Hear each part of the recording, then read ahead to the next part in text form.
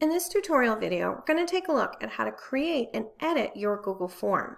This video will include the following information: how to name your form, how to add instructions for those who are responding to your form, some important form settings that will need to be adjusted depending on how you're sharing your form when it's finished, details about adding and editing questions, including how to add images to questions, and how to reorder questions should you decide to change the order in which the questions appear to viewers. Let's get started. When you first enter your form, be sure to title it. Click in the top left-hand corner and add your title. Once you click away, you'll notice that this title will also be shown at the top of your form. This title will be visible to people who view your form before they answer it. The space underneath provides a great spot for you to add directions to families to help guide them or anyone who's completing your survey to provide some additional context. I'm going to put a short description in this survey for respondents to see. Remember, Google Forms, like all Google files, save continuously. There is no save button, and you'll notice that up in the top here, it indicates that all of my changes have been saved. Prior to entering your first question, I suggest you take a look at a couple of the settings which are available in the top here under the gear icon. Form settings are important to review because the default is going to force users to log in. When you first come into this screen, you'll notice this box will be checked, which will mean that any user who needs to access your form has to be a member of your organization. This is fine if you're using a survey internally, but if you're going to share a survey with parents, it's important to deselect this response. You'll also notice options about collecting email addresses and limiting to one response. Keep in mind that while these are tempting, they do require people to sign in, so they should only be used if you're creating a form for your organization, not if you're sending a form outside to families who may not have a Google account.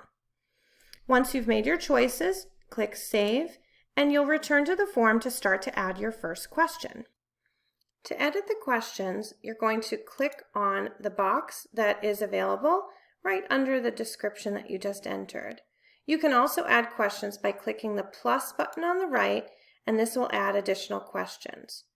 The reason why these boxes look different is simply because I'm clicked inside of the question itself, so it opens up the full editor. I'm going to click into this one to edit this question. The space at the top is intended for a question title.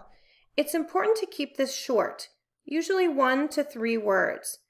And the reason is that when the questions and responses come in, this information at the top, the question title, will be what's on the graph labels and at the top of the spreadsheet columns.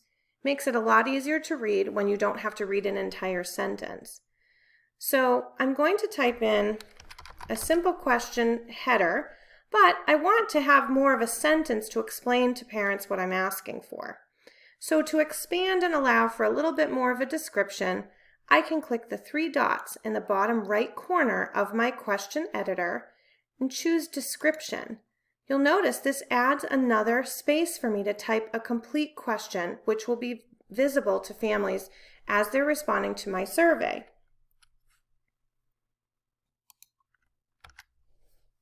Now I can enter the answer choices that I want people to have to pick from. Simply start typing them and adding new by clicking in the Add options. The difference between clicking here and clicking Add Other is Add Other will bring me a line where people can fill in their own response. It's not actually what I want. I really want them to actually only choose from the choices that I give them. So if you make this mistake, with this or any other options, just click the X to the right of the question option that you want to remove.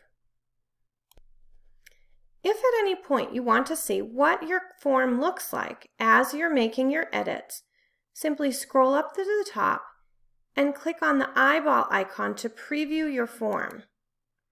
Previewing your form will let you see what it looks like to respondents.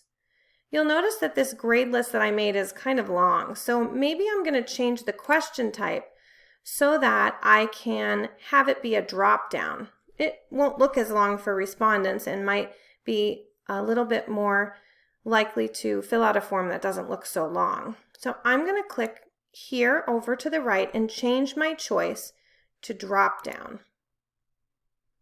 Even though it looks like a big list here, if I click my preview icon in the top, you'll notice it appears different for respondents.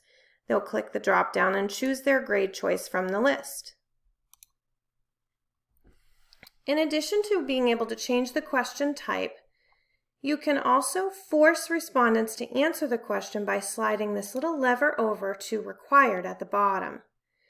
Keep in mind that if you require a question to be answered, respondents will have to answer the question before they can submit the form.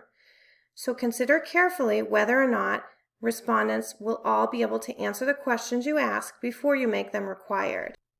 As you add questions, you may find that you need to change the order of the questions. To do this, hover over the question, and when you see the little icon at the top, that when you hover over it changes your cursor to a plus symbol, this lets you know you're ready to move the question. Click and drag the question to reorder it. Again, hover over the symbol at the center of the top of each of the questions. Click and drag once your mouse cursor turns to a plus sign to indicate it's ready to move. Thanks for watching. Remember to check us out online at teachingforward.net or visit our YouTube channel by going to youtube.com/teachingforwardnet.